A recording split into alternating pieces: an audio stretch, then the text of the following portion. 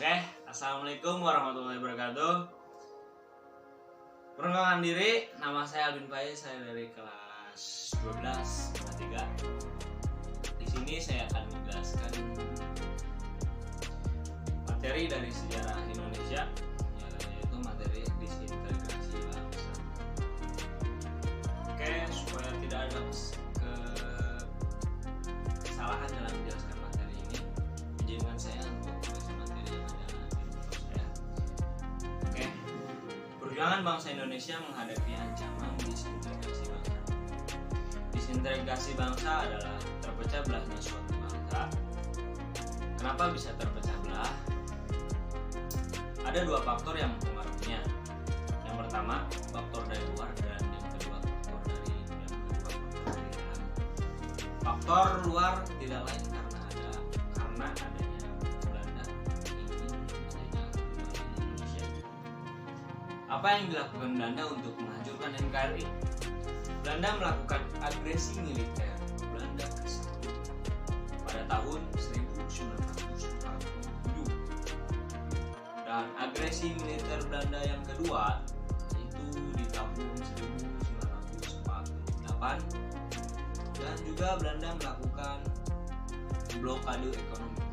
Selain berperang, Belanda dan Indonesia juga menempuh jalan diplomasi. Diplomasi adalah usaha untuk menyelesaikan suatu masalah dengan jalan damai. Bentuk diplomasi yang telah dilakukan oleh Belanda dan Indonesia diantaranya perjanjian Linggarjati, perjanjian Renville, perjanjian Romroyen, dan yang terakhir yaitu konferensi Meja Bundar. Berikut ini adalah hasil konferensi Meja Bundar. Yang pertama yaitu Belanda mengakui kedaulatan Indonesia, dan yang kedua, bentuk negara NKRI berubah menjadi Republik Indonesia Serikat. Yang ketiga, dibentuknya Uni Indonesia Belanda dengan Ratu Belanda sebagai ketuanya. Yang keempat, menyelesaikan konflik Irian Barat ditanggungkan 1 tahun pada KMD. Dan yang kelima, hutang Belanda dibayar oleh Indonesia. Dan berikutnya, kapal perang Belanda ditarik dari perairan Indonesia. Dan yang terakhir, bekas anggota NIL menjadi anggota TNI. Dari hasil keputusan konferensi ini, yang merubah ketatanan negara Indonesia, yaitu pada poin kedua yang tadi, yaitu bentuk negara NKRI berubah menjadi Republik Indonesia Serikat, di mana bentuk negara Indonesia berubah menjadi Indonesia Serikat. Seperti yang kita ketahui, berdasarkan UUD 1045, Indonesia mengandung bentuk negara kesatuan, namun dalam KMD bentuk negara Indonesia berubah menjadi serikat, yang artinya tidak sesuai dengan UUD 45. Sejak itulah UUD 45 yang selama ini menjadi hukum dasar negara Indonesia tidak berlaku lagi. Hukum dasar negara yang berlaku saat ini adalah Konstitusi Inggris 1949. Sekarang kita akan membahas faktor dari dalam. Faktor-faktor dari luar yang kita bahas sebelumnya berupa agresi militer dan diplomasi yang tidak berjalan sesuai dengan hukum dasar Indonesia. Terjadinya gerakan-gerakan separatis yang dilakukan oleh bangsa Indonesia yang menyebabkan semakin terpecah belahnya NKRI. Gerakan-gerakan separatis terbagi menjadi 3. Yang pertama, gerakan separatis yang berkaitan dengan ideologi, dan yang kedua, gerakan separatis yang berkaitan dengan kepentingan. Yang ketiga, gerakan separatis yang berkaitan dengan sistem pemerintahan. Kita bahas satu persatu. Gerakan separatis yang berkaitan dengan ideologi.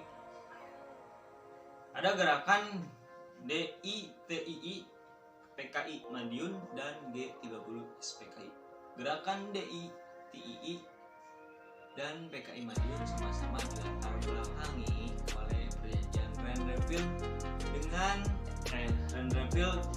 perjanjian dilatar belakangi oleh perjanjian Rennes-Reville.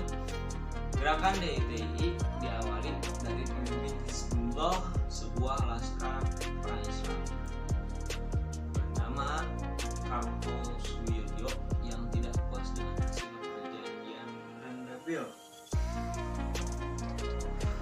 Perjanjian Rennes-Reville mengharuskan pasukan divisi Siliwan untuk hijrah ke Yogyakarta. Pada saat itu Yogyakarta sebagai ibu kota negara Indonesia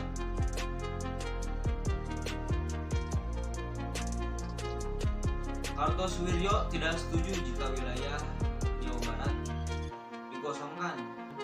Ia bersama pasukannya tetap di Jawa Barat, bahkan ia bersama pasukannya menduduki tempat yang ditinggalkan oleh divisi Siliwangi dengan tujuan mendirikan negara yang berideologi Islam dan menjadikan pasukan Hizbullah sebagai tentara Islam Indonesia.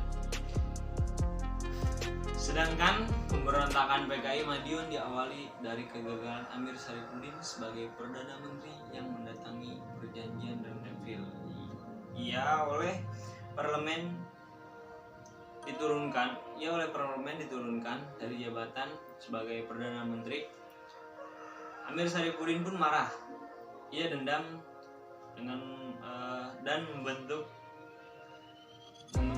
Front Demokrasi Rakyat atau FDR yang berhaluan komunis. Amir Syarifuddin bersama dengan seorang tokoh komunis membentuk PKI dan melakukan pemberontakan terhadap pemerintah. Gerakan-gerakan separatis yang berkaitan dengan kepentingan, ada gerakan APRA RMS dan gerakan anti-ajis. Gerakan-gerakan separatis yang berkaitan dengan sistem pemerintahan, ada gerakan PRRI dan gerakan Permesta. Dua gerakan separatis ini sama-sama dilatar belakangi oleh ketidakpuasan penduduk daerah terhadap kebijakan pemerintah pusat. Kebijakan tersebut hanya memfokuskan pembangunan wilayah Jawa saja. Mungkin cukup sekian penjelasan dari saya tentang